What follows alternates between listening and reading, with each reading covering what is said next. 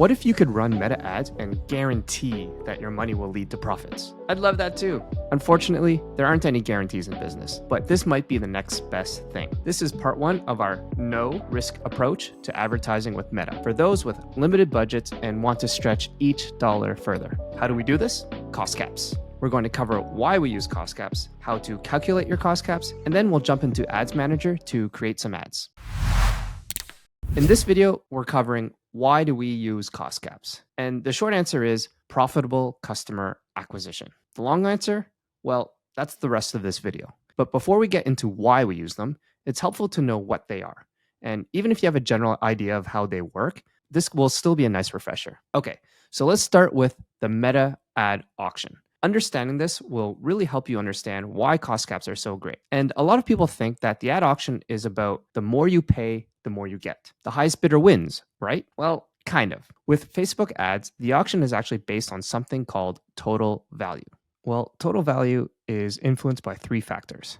The first one is the bid, which is what we were just talking about earlier. And the bid just represents how much are you willing to pay. The more you're willing to pay, the greater chance that you're going to win that auction.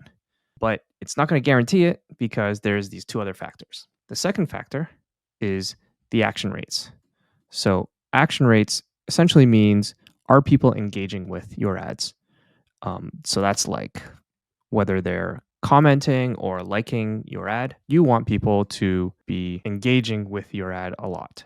The more they engage with it, the greater your total value, the greater chance that you will have on winning your auction. And the third factor is called the ad quality. The ad quality is something that's put in place to dissuade people from using something like clickbait, because clickbait can sometimes increase the action rate, but it's actually not very useful or helpful for the customers. So they've implemented this quality score, which essentially means that it's got to be relevant and useful for the customers and not misleading. And so the greater the quality, the greater your total value, and again, the greater chance you have at winning your auction. So now that we know which factors play into the total value, we can see how they interact with each other and how they influence whether we win the auction. Here we have a chart. On the y-axis, we've got total value. And let's say this blue line here represents the total value required in order to win that auction and have your ads delivered. Let's say we've got ad 1 here.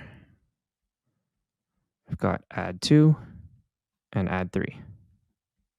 Okay, so with ad 1, we have a quality score of this much, action rates of this much, which means that if we want to win the auction and have our ads delivered, we need to make up this gap to the blue line right here. So we're going to make up that difference with our bid. This kind of bidding structure is actually called highest volume or lowest cost, which is the old name. If we have a second ad, and let's say we've got better quality, better action rates, then the difference to reach the total value to win the auction is actually lower, right? We don't have to spend as much. And this highlights the importance of creating great ads because it actually allows us to get in front of our customers for a cheaper price. But the problem is when you're actually doing all your testing, you don't always know whether you're going to make a great ad or not. And that's one of the challenges of advertising on Facebook, is that you may actually end up spending a lot of money to find an ad that performs like this, and you might actually end up with lots of ads that perform like this. You might burn through your budget before you get to the point where you find that great ad. So what can you do? So that's where cost caps come in. Cost caps say we're only willing to spend a certain amount for that ad to be delivered. And if we can't reach the total value with that spend, then it just won't even deliver. It won't even spend the money. That way, it kind of protects your downside. So let's say, for example, let's create this dotted line here. So let's say we're only willing to spend this much. That means in this first example, because the required bid is this much, it's actually more than what our cost cap says, which is this much. So in this case, we wouldn't even be spending that money. We wouldn't even be delivering it. And that ad would just sit there in our ads manager, not getting any spend. For ad number 2, actually the way I've drawn it, it also would not deliver because the required bid is still greater than what we've set as our cost cap. We set as our maximum bid. So in this case, it still won't deliver that ad. Let's draw a third one. So let's say this quality score is even better and our action rates are even better. So now this gap here, right here, is less than this gap here, which means that the required bid is only this much. And because that's less than what we've set as our cost cap, this is actually going to deliver. This is going to get in front of our customers. And we also know it's going to be great action rates and great engagements. And that's the power of these cost caps. It allows you to have multiple shots on net because you can put out ads like this, without having to worry about burning your ad budget.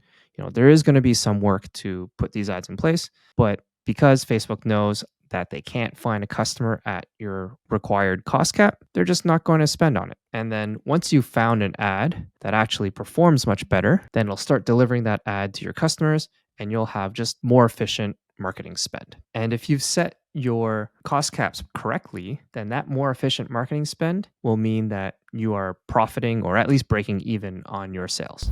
All right. So if you made it this far, then I hope you're convinced that cost caps are great. While this sounds amazing in theory, it's not some magic solution. You are protecting your downside risk, but you're making a trade. Avoid bad spend at the cost of time and effort to make more ads. You have to make these ads because you'll find that many of the ones you load up just don't get any spend. But that lack of spend is an indication that your ads just aren't good enough. But this is a great approach, especially if your budget is a little bit tighter. And if you're using the help of AI, then that time and effort really does shrink down, making this trade, in our opinion, totally worth it.